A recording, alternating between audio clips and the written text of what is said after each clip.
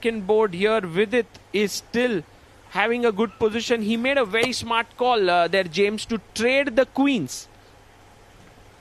And we can see the last move, rook coming in, was not the best decision here by Duda. Vidit can really use his bishops now to put a lot of pressure. And bishop f8 attacking the g7 pawn. There's a head shake there and some mumbling, which we all understand that is not where you want to be there. That bishop f8 was a very strong move. How do we actually get out of this? Is there even a move? Knight h5, maybe? You know, James, you can save the pawn, but you will lose the king. Save the pawn, lose the king, of course. Yes, don't try that at home. Knight e8, defending that way. Maybe knight h6 being the next move. And this one, right now, Vidit still pressurizing fully. The knights moving to each other's support. Moving the knights around. Bishop g7 doesn't work. Wait, does it work? It kind of works. It you could. Can go bishop e8 and then bishop took... g7. Oh my goodness, what a combination there. And then bishop g7. No, but if you take here, I will move my king here. And then I won't f8. take. Yeah, of course. But this knight is takes mate. He says no. Oh, Vidit says, I don't want to take it. And I think he's doing it well here. He's just moving his rook away. King, bishop comes back.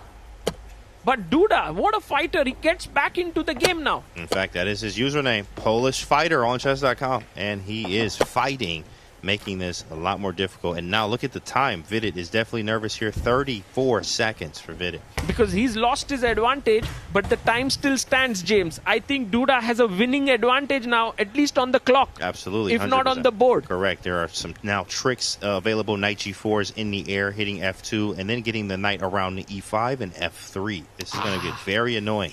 The knights are such deadly creatures when there is only play on the one side of the board, and in such cases I think black is very, very strong. He plays his knight there, gives up a pawn.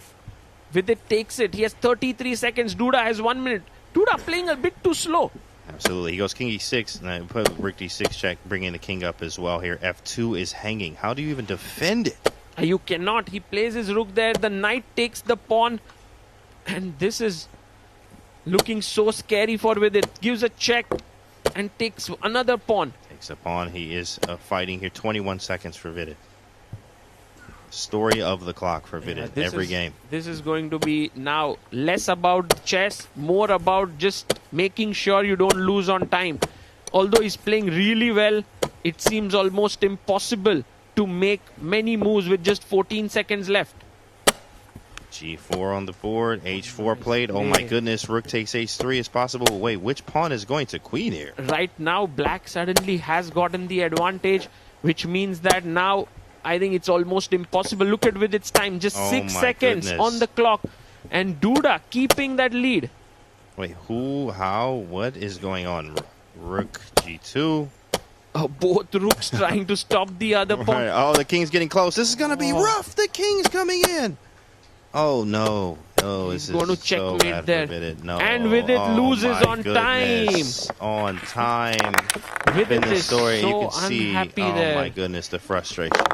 Because this is happening every single day for him. His position was so good, yet he lost on time. And this is not good news for the upgrade.